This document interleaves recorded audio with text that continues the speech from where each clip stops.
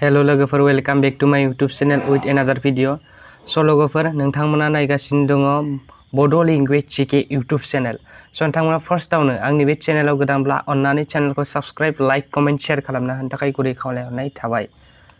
स' गासै भिउवार्स, नोंथांमोन जों दिनै सावरायगोन बिटिआर पिच एकर्डनि गेजेरजों बिटिएडिनि बायजोआव थानाय बर'फोरनि थाखाय प्रभिजनफोरनि सोमोन्दै।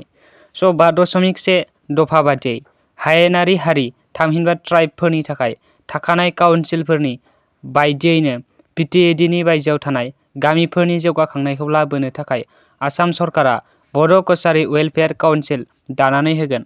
थांखिनाय बड' कछारी काउन्सिल हादाबखौ सरकारि बिफाननिफ्राय फोसावनानै होनायनि सिगां आसाम सरकारा बर'फोरनि आफादफोर आरो थाखानाय काउन्सिलफोरजों सावरायलायगोन।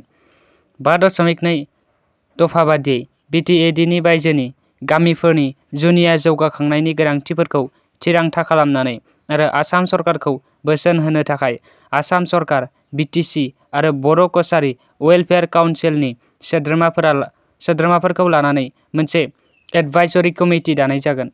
5.3 दफा बादियै बिटिएडिनि बायजोआव हाग्रा ओनसोलाव थानाय ट्राइबेलफोरखौ आयेननि सुजुग सुबिदानि जोहै आसाम सरकारा scheduled tribes and other traditional forest dwellers recognition of forest right act 2006 नि दहायजों मोनथाय गथायनो थाखाय नांगौ बायदि राहा लानाय जागोन। आई होप नोंथांमोना भिडिअखौ नायनानै मोजां मोनबाय। स' थेंक इउ भेरि माच फर वाचिं। लाभ इउ अल।